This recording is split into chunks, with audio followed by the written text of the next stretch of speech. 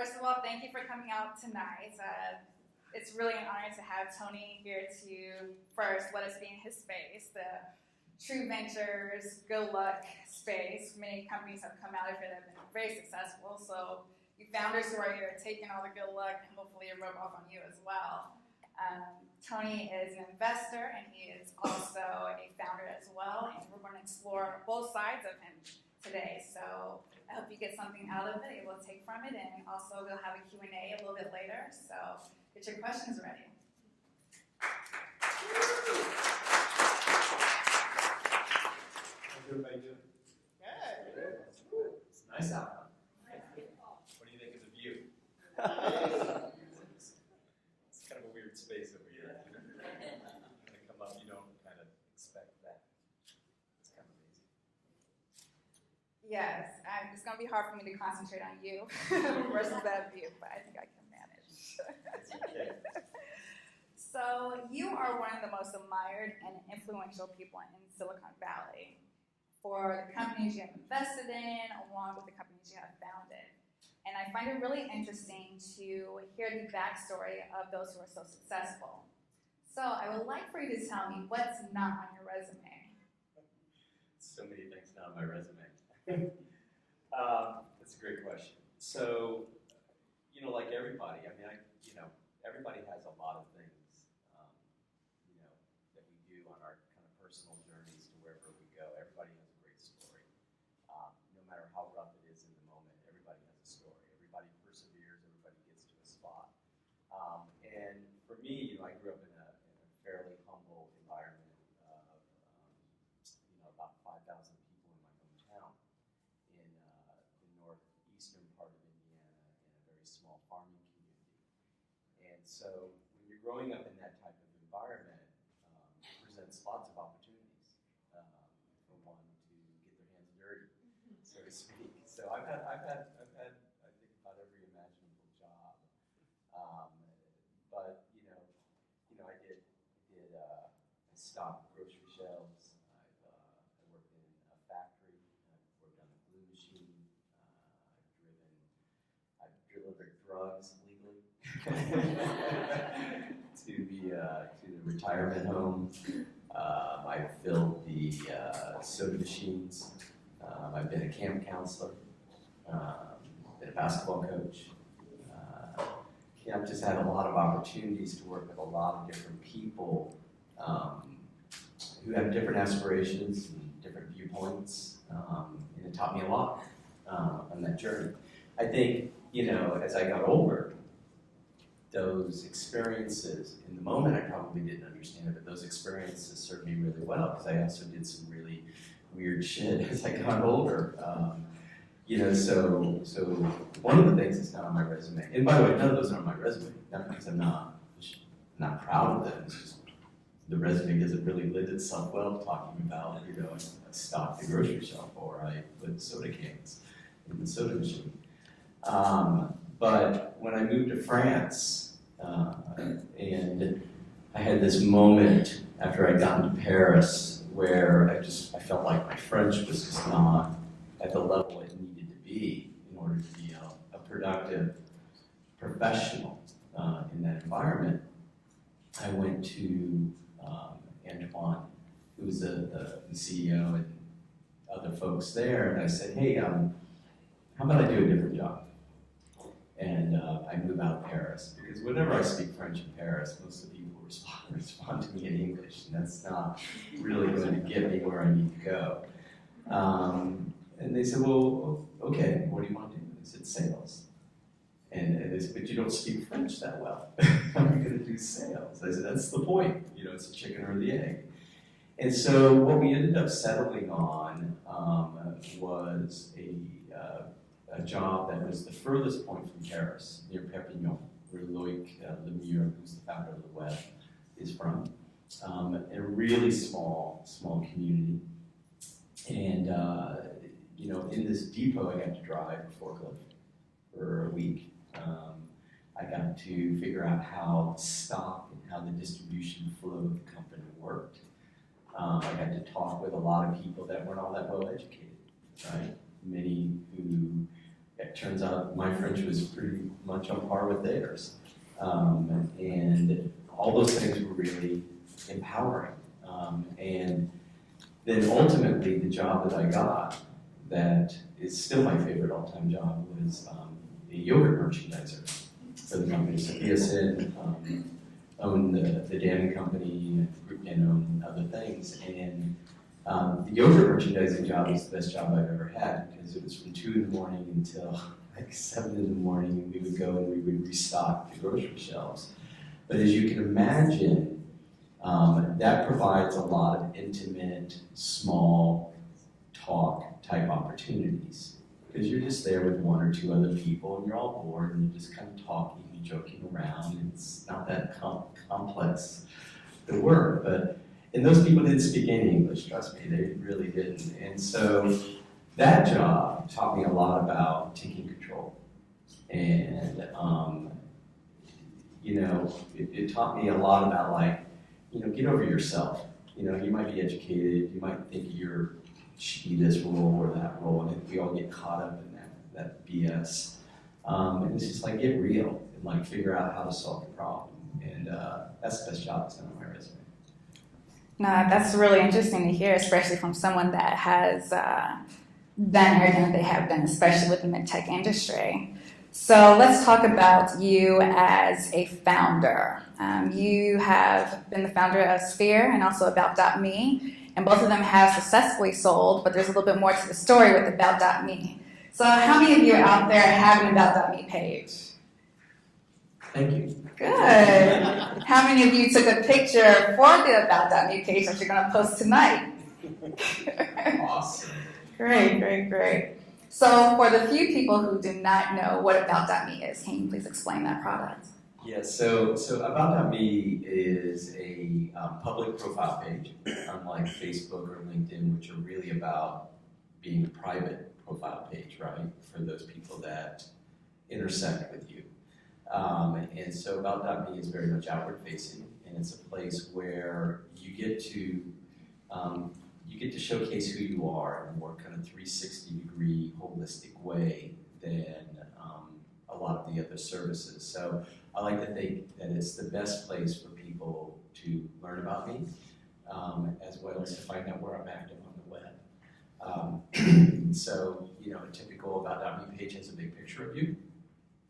Hence, you should take advantage of our fabulous team here who's doing photographs this evening. But it also is an opportunity for you to share a little bit of personal pieces about yourself as well as professional. So the way I like to think about it is that when I'm being introduced to all of you, or we're emailing each other, instead of you cutting and pasting and figuring out who I am through Google's eyes, I'd much rather you find out how I think of myself, right? And I'm not the sum of my tweets. I'm not going to be defined as being as narrow as my professional accomplishments or experiences. I'm much more interesting as a human being than just that. Those are big pieces of me, but they're not going to define who I ultimately am. And so that's why we built About.me. Now, back in 2012, when you introduced me to About.me, I thought it was an amazing product because for the first time, just like you said, I felt like I could express myself in an unstructured way, unlike LinkedIn and Facebook. And I also felt that it solved the issue of fractionalized identity. Because we tend to have different personalities through our different social media. We show a different side of ourselves through LinkedIn versus what we say on Twitter and so forth. And I feel that About.me is that ultimate landing page for someone's personality. So that's why I was like, I have to create this. So with that being such a great idea, many people thought so as well at the very beginning. And About.me sold really young to AOL. Can you tell me how that happened? Yeah. So, we're about basically kind of a 4-month-old project, if you want. And when I had sold my previous company to AOL, and as I was leaving, Tim Armstrong, who was instrumental in building Google's AdSense business, was taking over as CEO. And he asked me if I would stay involved and be an advisor to the company. So said, yes, whatever. And then as a kind of a quid pro quo, I said, by the way, you'd like to invest a little bit of money into this startup, I'll carve out, make some room available. And he said yes. So AOL ended up investing, it was really small, $25,000 or something, nothing major. But what that did was it meant that Tim and I didn't have a reason to talk about Aboutme. So I would keep him up to date on what we were doing. And after 4 months or so, they proposed buying it. And I kind of, at first I laughed, I was like, what are you buying? It's not that interesting. It's like a weekend project at this stage. But it was, Tim Young, my co-founders Tim Young and Ryan Freitas, and then we had one kind of amazing young coder that we were driving crazy named Godsling, and then another guy named Alex Bendig. So I thought about it, and then they kind of said, it's a lot of money, and you should think about your team. So then I thought about Ryan and the team, and I thought, I'd had an exit, I'd had my moment, right? So the financial stuff is not my principal motivation at this stage in my life, and I'm more interested in the experience of what I want to do, but that's not the stage everybody else is in, and so you have to be sensitive to that. And so we did the deal. And I remember as we did the deal, I regretted it, right? Not because AOL was a bad company or bad buyer, I just felt like we kind of sold out. And that was hard. And so that leads to you purchasing the company back earlier this year. Well, it does. And so I think in a lot of these cases, media in particular, I think all of us a little bit, we want to assume there's something, acrimonious that transpired, and that's not the case. I can't underscore enough how decent and supportive Tim and the people at AOL were to us, and how thankful all of us on our team are, a year and a half later in hindsight, right, of what they did for us. But the reality is that when Tim was buying us, or when AOL was buying us, the company had just gone public, right? They had spun out of Time Warner.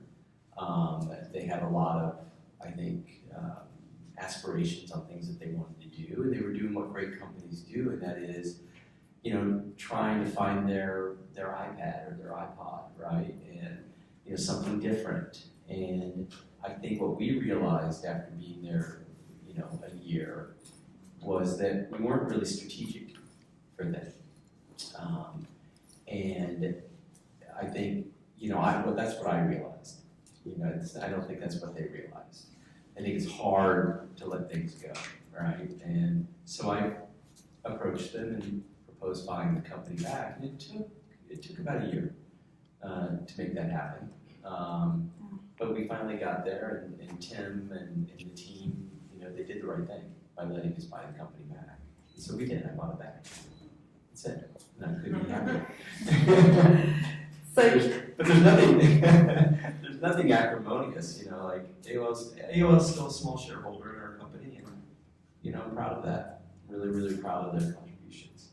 Oh, that's good. So you guys are moving forward, and last month TechCrunch reported that you guys had raised $11 million in a Series B round. So congratulations. Thank you. So looking forward, what is your growth strategy, and how are you encouraging users to use your product more? Yeah, growth is one of those weird terms. It means different things to different people. And for us, the only growth that really matters at this stage is growth and engagement. So we know that the core value proposition of what we're trying to do resonates with people. We have millions and millions and millions of people on the platform. We've grown incredibly well. But when we bought the company back, we realized that we had very low engagement. And that's because there really wasn't anything to do. So like LinkedIn, probably in its early days, you could create an Aboutme page, oddly enough. It could create value for you because you might point to it, or people might find it in search results. But it didn't mean that you had to actually sign back in and do anything with it, right? So there's really low value to the platform and to other users and whatnot. So we spent all of 2013 focused on features like compliments. So there's nice little notional positive compliments that people can leave on your page. We created collections, we did search, we did discovery aspects, and then we ultimately created a dashboard feed where you can learn about those people that have expressed a level of interest in you. Either they viewed your page or they followed you on a third-party service like Twitter or Instagram or LinkedIn or WordPress or Facebook or whatnot. Or they've actually left you a compliment or they've added you to a collection. Those kind of things are interesting, right? So when you go to your dashboard feed, you can see that, see who those people are.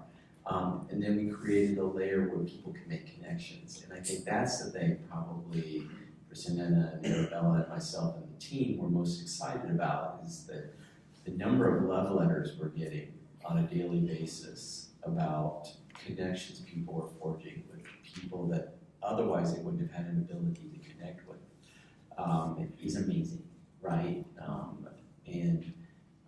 That's super, super exciting for us. So that's our growth has been all around that, and our metrics quarter over quarter have been several hundred percentage points up from the previous quarter. So I feel like we've done a really good job there. The thing now that we're focused on before we really hone in on growth is making it really crystal clear to all of you who have pages what you can do with that page, right? So you can clearly you can obviously discover other people and those kinds of things, but little tangible things. So as an example, we launched the other day email signature for Yahoo and Gmail. It's really slick. If you got a page, all you do is you go and it's a couple clicks away, and what it'll do is it puts a little thumbnail of your page and your name in the bottom of your email signature. It's just a really simple thing, and when you change your page, it'll change it over at your email signature. And so whenever anybody you send an email, people click on that, and that's how they find out about you. Think about it. How many of you actually have a link to a page about you in your email signature? Yeah, thank you. You are smart people. The rest of you are not so smart. Sorry, just joking. But think about that. Think about just an email communication, what happens. I get introduced, everybody interacts with people they don't know on email, it just happens, right? You get introduced and whatnot. The first thing you do is you go cut and paste their name, or you copy and paste their name into Google. What's that about? You know what I mean? Like, why would you let Google define who you are? Google's not a bad company, LinkedIn's not a bad company, Facebook's not a bad company, Twitter's not a bad company. These are all services I use. They're all on the home screen of my phone. I use them religiously. I love all of them. I know the founders. I love all those products, right? So this is not a jihad against those services. It's just, why would you leave it to Google to define you? The only person that should define you is yourself. And that's what you do when you put a link to a page, our page or something else that introduces you. And that's super important. So that's one thing that we've done. Another little thing that we're doing is turning your product, our product, or your page into a digital business card. We've already turned it into physical business cards for you. When you sign up, if you haven't done it already, you can get 50 free business cards that are a reflection of your page. They're really amazing. We recommend you all do that. And much things like that. Sounds like there's going to be a lot of good things coming from Aboutme. So if you don't have a page, I really recommend it because it really is a new way to connect with other people. I have it in my signature, and many people already recognize me who haven't met me, already know who I am. I really think that's just a huge value to the product. Awesome. So one last question about Aboutme. Who do you see as your competitor? I don't. It's that good. Well, look, our whiteboards are up. Find a name of a competitor. All the people that you would think are our competitors, we think of as our partners. My job and our job as a service is that when somebody gets to your Aboutme page, and if you've decided that your LinkedIn page is important to you, then our job is to help you get that user over there, right? To make it a click away. If your Facebook page is where you want people to ultimately get to, our job is to help you get them there. Or if it's Instagram or WordPress blog, or whatever it is. So we think of all these people as our partners, and don't really feel like we're competing directly with them. I can't even remember the last time we as a team I ever mentioned like competitors. I look at these two it's so far removed from the way that I think. The only competitor to us is ourselves. And I know that's a bit cliche, but it's real. No, it makes sense because of how you guys are positioned and how you guys are using other social media. Yeah, but there's plenty of other companies that try to do elements of what we do, but none of them are called Aboutme. Right? I mean, come on, that's a good URL. Does anybody not wish they owned that URL? I mean, that's amazing, huh? That's a good story. So going ahead, I want to dig in on your experience as a founder, a venture capitalist, and also an advisor, because you are an advisor to many companies. What are the current tech trends that you are seeing right now? Well, there's a super interesting little trend that I'm thinking a lot about in the last month, and that is when I first decided to become a founder after I'd been an investor for a while. Part of the reason I did that is because the whole kind of lean, mean methodology and the cost structure of starting a company was starting to plummet. And I saw that through an investment I had in a really interesting company called Outpost, which is one of the first companies that was doing Ajax. And Ajax is what makes interactivity happen a lot on the web, right? It's commenting and movable objects on pages, all the things you're used to doing now. That's, you can thank these guys. But I invested in them, and in the old days, the 90s and even early 2000s, and even throughout maybe 2005, the mindset of investors was like, okay, you've got a really interesting founding team. We're gonna give them $3 to $5 million. They're gonna go build their product, and we're gonna see how that goes.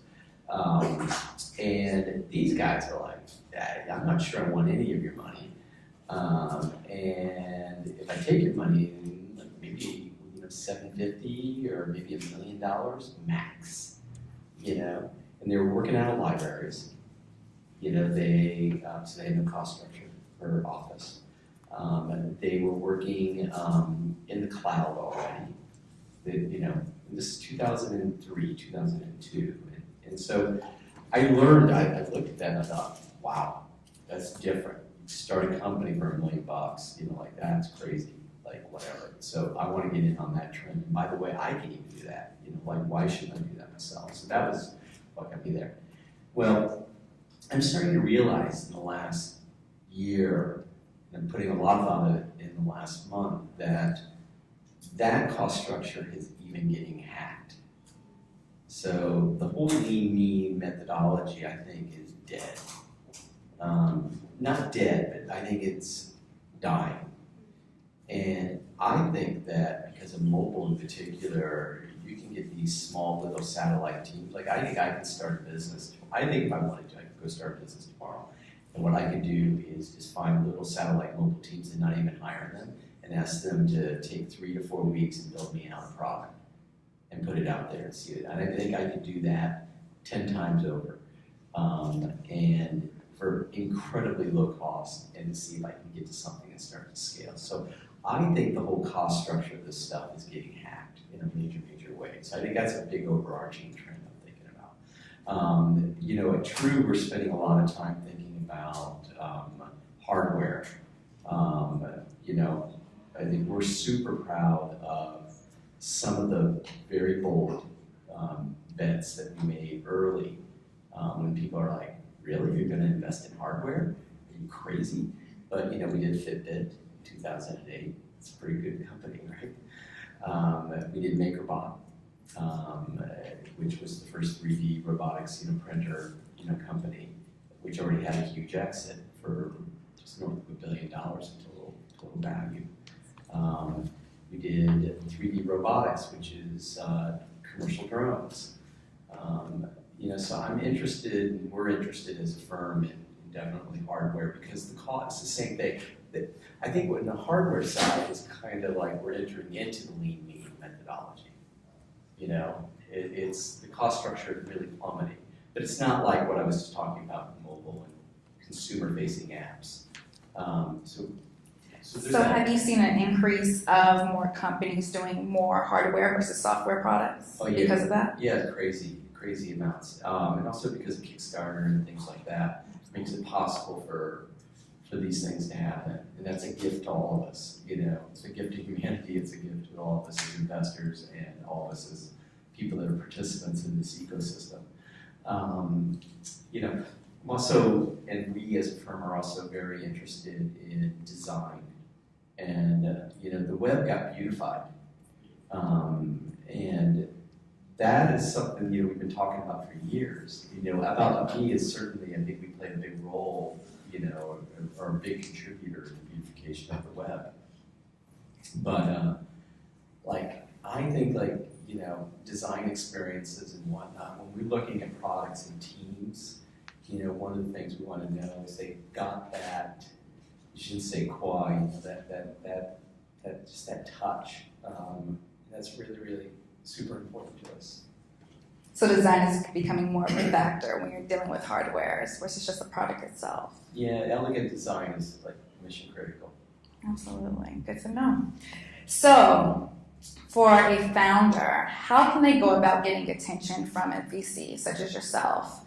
And then more so with media. And I say that because you're starting to see a lot of logos from media like Mashable, TechCrunch, Fast Company on Kickstarter pages, company pages. How much value do you give that when you see it? So a couple different questions, I think. So we'll come back to that last piece. Okay. How do you get the attention of investors? I think the best way to get attention of an investor is through their portfolio, pure and simple. Especially if you're living here in the Valley, you can't be one or two people removed from somebody who, True Ventures has almost 200 investments. That means that there is probably 500 founders, maybe more, and there's probably, there's 5,000-6,000 people working in our portfolio companies. And it shouldn't be that complicated to figure out how to network in through one of the companies. And that means much more to us, and it should also mean much more to you, because founders and people that are participating in our portfolio, they have a pretty good sense of what's going to resonate with us and what's not going to resonate with us. And it saves you time, and it saves us a lot of time, right? And so that's the most important thing. I almost never take a meeting with anyone. I don't have time at this point, but I really don't take meetings where they haven't been introduced through the portfolio. I leverage the portfolio in a lot of ways as a filter, and I think my partners do as well. Everybody's a little different, but we really rely on that. It's super meaningful. I think the other thing too is that when you're, it's not limited to portfolio. There's a network of people out there that we're close to and we know well, and they're also great, people to introduce. If you get involved in incubators and you get involved in the community, you'll ultimately know somebody who knows us. Absolutely. And who make that introduction, and that's a really, really good way. And if you're not involved, here's the honor. If you're starting a company, and you're not out mixing in the scene at least 2 nights a week, do a gut check, right? You really, and for some of you might have family commitments and things like that at home, and so it may not be possible, but then find out the daytime activities. There are activities this is a gift. This is a magic moment here in this world, part of the world. There's stuff every night like this. There's probably 30, 40 events like this tonight throughout the city. You guys are the best one. Exactly. But you got to get out there and mix it up. You got to get involved. It's a contact sport, you know. This is not something that happens from your computer screen. You know, you got to get out there and mix with people. It's really important. The second one was media. Yeah, media is incredibly important. But I think media becomes increasingly important for you, certainly at launch, just to get traction, get people to know about your project and get involved. And I think it's really important for that next set of investors, not so much where we play initially in the seed round or that really early Series A. So I think media can be really helpful for that next set of investors. Good advice. What do you think about a founder in an early stage going after patents? So that's a no. No, you know,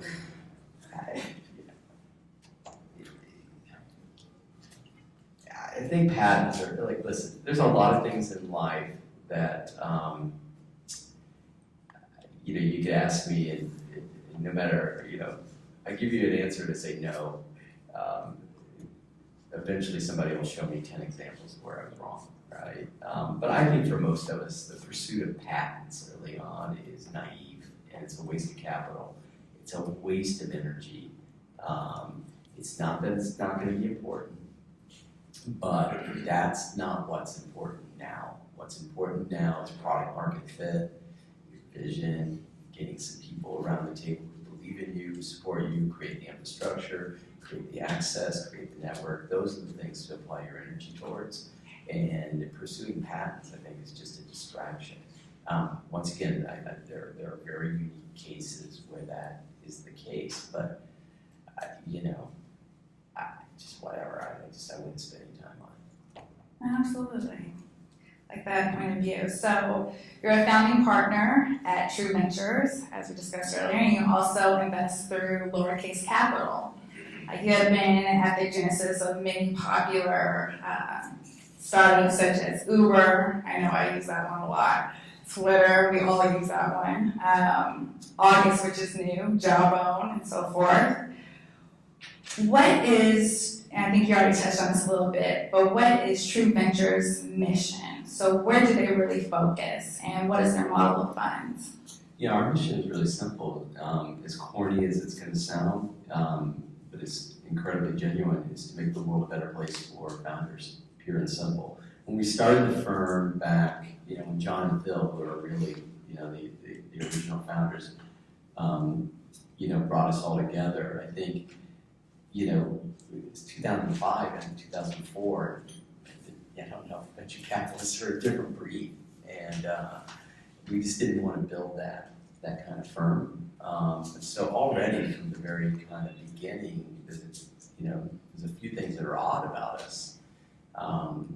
You know, we were all experienced, kind of well-known, and had all track records, right? And so we were all coming together, and that's rare in kind of a new venture capital firm to start. But the thing that was, you know, I think in particular was unique was that two of us actually were founders, right? Active founders of companies. And that's not the way the traditional venture model works. It's generally, you know, you've got 3 or 4 people or 5 people, and you're 100% focused on investing. And what John and Phil, you know, recognized and really empowered was, you know, for Tony Schneider and I, to both be, you know, very active partners, but at the same time allow us to continue to be founders in our businesses, right? Which is I think a lot of people are like, you know, that's a division of attention. You know, that's not a good thing. It's a distraction, right? For us, it was empowering because what it meant was that part of our cultural DNA, and it remains today, because I'm still an active founder, and Malik was an active founder, Tony Schneider was an active founder, 3 of the 7 or 6 investment partners, we have other gigs that, there's a certain empathy that happens as a firm with founders. We did lots of things that we didn't tout because it's not our style. Others since have now adopted and touted and get credit for, but we were the first firm to take out blocking rights in a seed deal.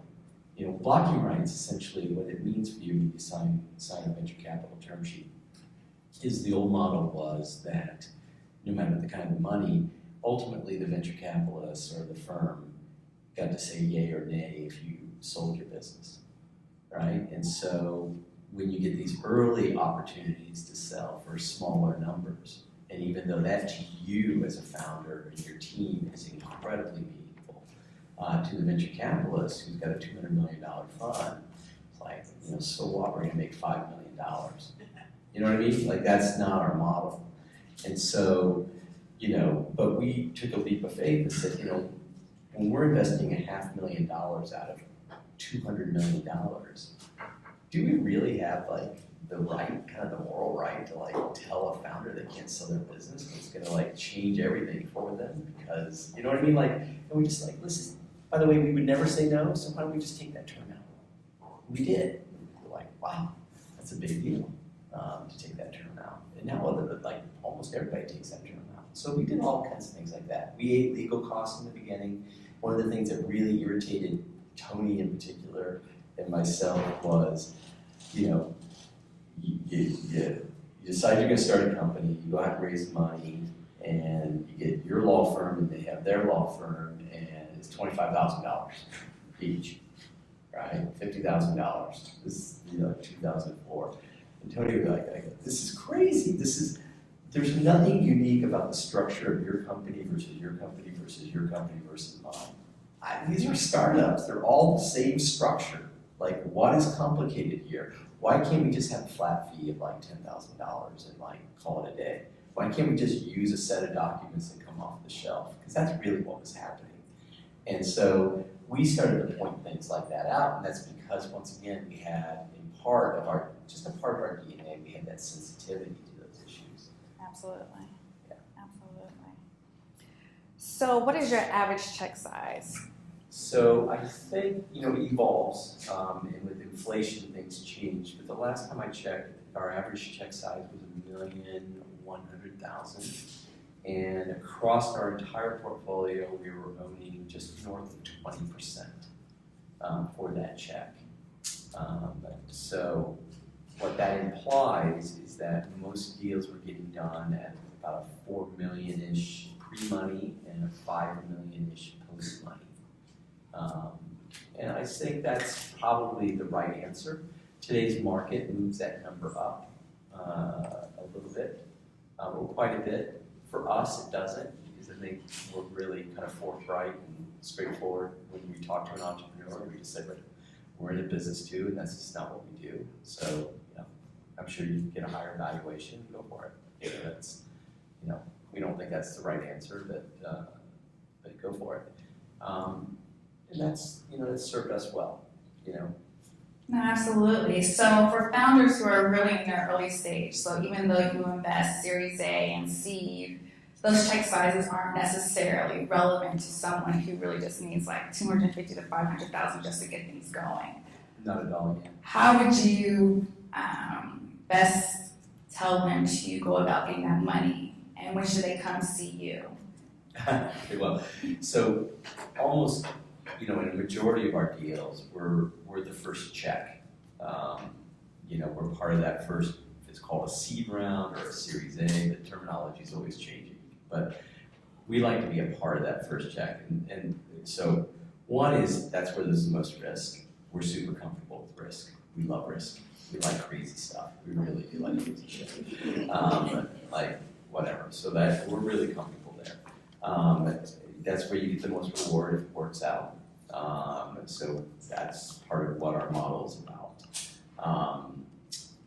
We also think that it's a place where we so like and appreciate ourselves for the way that we invest and the way that we work with founders.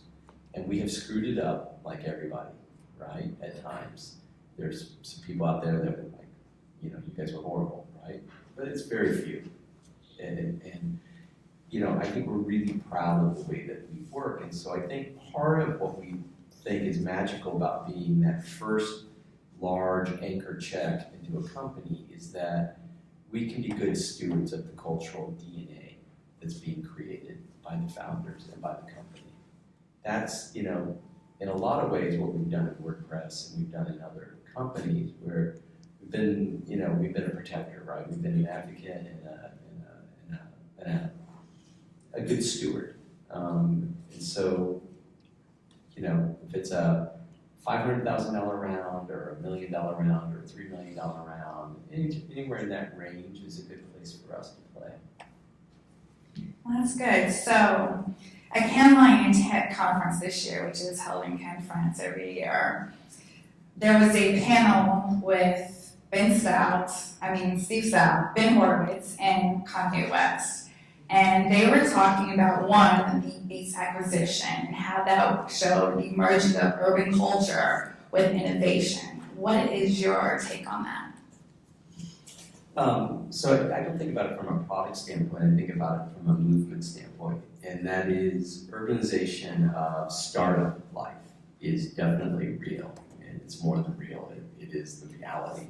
I think as costs have plummeted, and as more and more young people feel empowered to become entrepreneurs as a vocation, just like in my generation, go to school to be a doctor or a product manager in a brand marketing firm or whatever it is, right? A lot of kids are coming out of school, or young adults, as you call them, coming out of school, and their vocation for the next 30 to 50 years is going to be being an entrepreneur. And that's kind of amazing, right? And I think that generation of youth in particular is very interested, newsflash, living in a city where things are happening and there's cultural significance. And so I think we started seeing that happen really kind of in mid-2000s, for sure. The migration back to the city. You saw New York all of a sudden take off, and you think whatnot.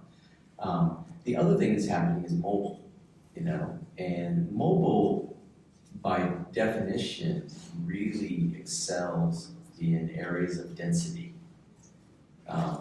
It just makes sense, right? It's not always going to be that way, but the first iteration, think about the big mobile companies that, services, they really, for the most part, there's a certain urbanization about them, the ones that have revenue attached to them. And so I think that's why we've seen New York take off, in part. That's why, I think urban environments make sense. So I think that's, to me, the urbanization of what's happening from a product standpoint. Eventually everything works its way across the horizon. Absolutely. And so also from the same talk, they spoke about breakthrough technologies and how they stem from unconventional ideas. So how do you decipher investing in a visionary versus investing in a fool? A visionary or a fool? Well, I think, at this point, we have pretty good, not infallible, but we got pretty good instincts on people. And also, I go back to, how people are showing up. They're either showing up because we've known them for years and they're part of the network and they're part of the flow and they're known, or they're coming introduced through people that are good filter, so to speak, right? So I think we're getting the fools and the crazies for the most part are getting weeded out. But let's be clear, we like to invest in really crazy shit, like seriously crazy shit. I can't, all of you what's crazy about a Fitbit, right? 2008, the concept of the quantified self, and hardware, that's crazy. MakerBot was crazy. 3D robotics, commercial drones, That's crazy. You probably still think that was crazy. That's gonna be so massive, you have no idea. Like, it is like crazy large what's happening there. Virtual reality, Philip Rosedale created Second Life, and everybody thought, that's a little bonkers. And you kind of, does anybody realize that Second Life makes like $100 million every year and like kicks off $20 million in profit, and it's a very successful company. We've kind of all forgotten about it, but it's like it's been doing this year after year after year after year. It's a very successful company. Oculus, we're not investors in Oculus, or we weren't. But that kind of stuff is now happening, and so I think it takes. I don't know. I think we're all a little nuts. All of you are a little nuts. I mean, you're sitting here listening to me first, and secondly, the idea of doing a startup, if you really pencil it out, it's kind of crazy, but it's the craziest, best thing you could ever do for yourself. Like, why would you not do that for yourself? What's life about? Like, what are we chasing? That's what you're chasing. And it can be painful, for sure. But so rewarding. So I think it's rewarding for anyone. We just had a company shut down, and they put 5 years of their soul into it, and they got dealt a really interesting curveball. And I think if you ask them, they wouldn't trade that for anything else. Like, they'll go off and do their next one, and they'll just be better for it. So, yeah, I think you have to be a little crazy. Sounds good.